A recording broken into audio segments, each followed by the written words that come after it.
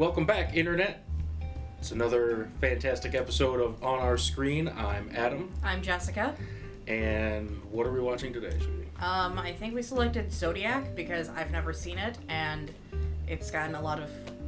Well, back in 2007 when it came out, a lot of critics really liked it, and I can't remember why it's recently crossed our path again. We decided to watch it because he realized I'd never seen this, and apparently that is a tragedy. So... Right. So first thing you have to know about this movie is that it's like 2.5 hours long.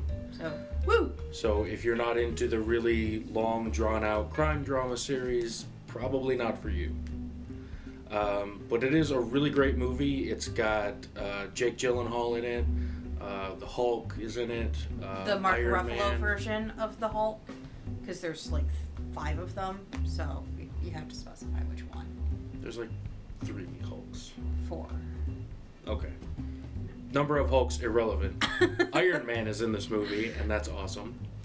Yeah, he was up for quite a few nominations just when I was doing some research on this for Best Supporting Actor. So yeah, this won like a lot of awards across the board. Like critics seem to really like this movie. It got like 90% on Rotten Tomatoes, and audiences gave it like a 77% on Rotten Tomatoes. 7.7 on IMDb. So critics really seem to like this movie. Audiences were like, yeah, okay, it's decent. Right, which could have something to do with the length. I haven't watched it yet, so I'm not really sure. But it is a really great movie. It's about a Texas senator who terrorizes the San Francisco area in the late 60s, early 70s. Based on a true story. He was never caught. I don't think it's based about a senator. It is. It is based on a true story. The killer was never caught and presumably escaped into a life of politics. Okay. It's about a serial killer. I don't know what that's about. Ted Cruz is a Zodiac killer. Okay. Pretty sure that's inflammatory and you can't say things like that, but sure. We'll move on from that. So Zodiac, starring Jake Gyllenhaal and Robert Downey Jr. and Mark Ruffalo and Goose. Let's watch this. All right, let's do it. Okay, logo with no sound. Oh, it's Warner Brothers. Just then when I heard you good and I come singing songs of love. Then when I heard... Alright, so what did you think? I thought that was a 2.5-hour movie about an unsolved murder case. Yes. Unsolved. So it could have been anybody. Could have been anybody. Mm-hmm. I just think that meme is hilarious. I know it's not him. I know. But yeah, it was. It definitely felt like longer than 2.5 hours. Well, it was nice because, I mean, like, the story spans like 20 years. So it was good that they gave you that sense of realism of actually living through that 20 years with everybody. I don't know. I mean, that was one of the things that really bothered me was like the constant like jump cuts. Like, I understand that that's, you know, part of like how serial killers operate. Is that it's like, you know, it's not like one right after another. There's like months or sometimes years between these two things. And at least in the beginning of the movie, it's like 6 months later, 2 weeks later. But then at one point, like they jump like 4 years into the future. And that's where stuff gets really annoying. Because I think like Mark Ruffalo's character, like he plays a detective in the movie. He's one of the cops trying to find the killer. And I think the first time he sees his partner on camera, like his partner gets in the car, and then his partner has like some throwaway line about like wanting to try Japanese food. Right? You remember that? Yeah. And then like after a while his partner gets fed up with the whole homicide thing and he's like, oh, I put in a transfer, I'm leaving in 2 weeks. And Mark Ruffalo's like, hey, maybe you'll get a chance to find that Japanese food or whatever. And it's like, that was like 5.5 years ago. And they've never mentioned it since then. Also, Jake Gyllenhaal drives the same car for like 15 years. Well, I think that's supposed to be a, I don't know, bit on like how cars were better. I don't know. It was long and like I know he was driving like a small like Pinto car. Like I'm not a like, car guy. I don't know what it was, but it was. I know what your point is. The point is that like if you're gonna do a period piece, do it right. Right.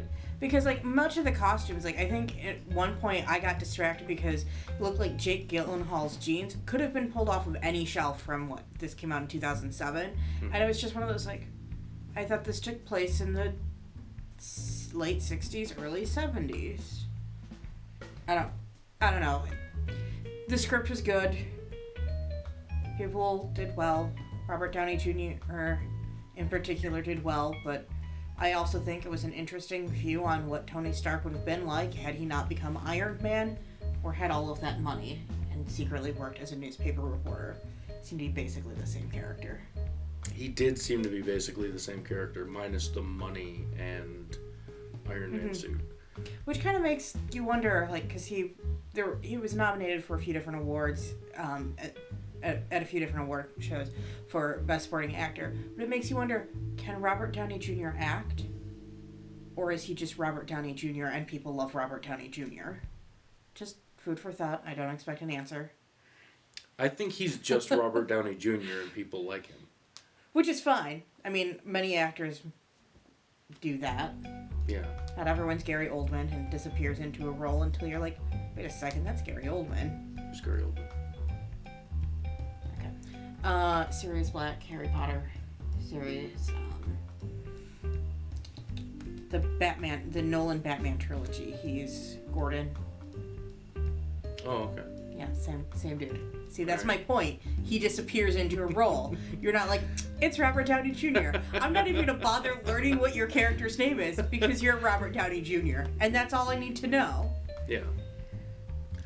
I don't know. That was another thing that really bothered me because I know you did the award research beforehand. And you said that he won an award for like Best Supporting Actor. But I don't remember if he won one, but he was nominated for them at various award stuff. I don't know if this really got the Academy Awards attention, but like acting awards or shows or whatever. I don't know. There was a long list of them on IMDb, and I didn't memorize them.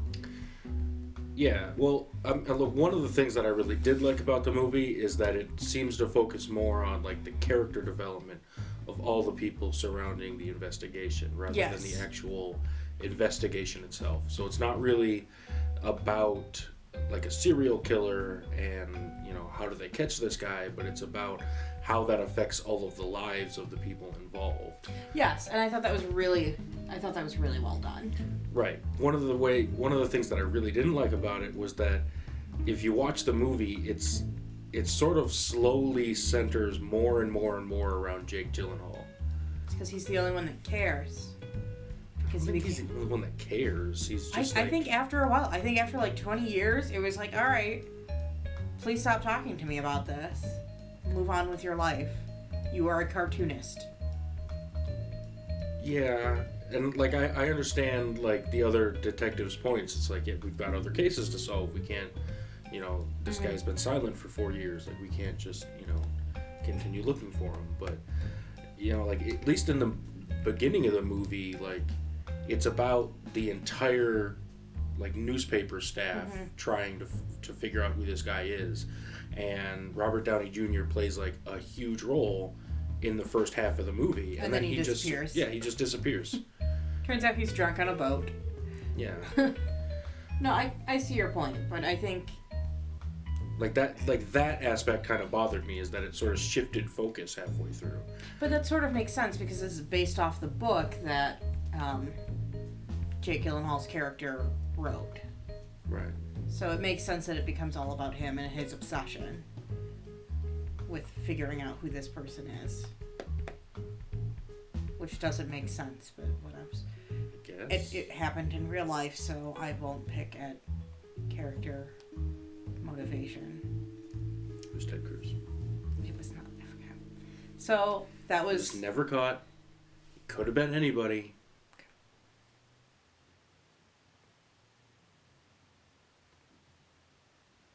And we're gonna Ted Cruz is a Zodiac killer.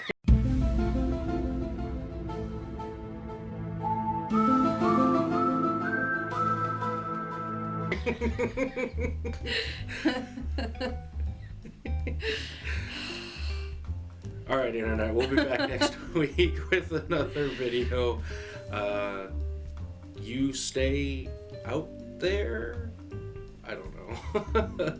You do a sign off. Okay. I got nothing other than just exasperation with you right now, so we might as well just cut here. Ted Cruz, 2020. Stop it.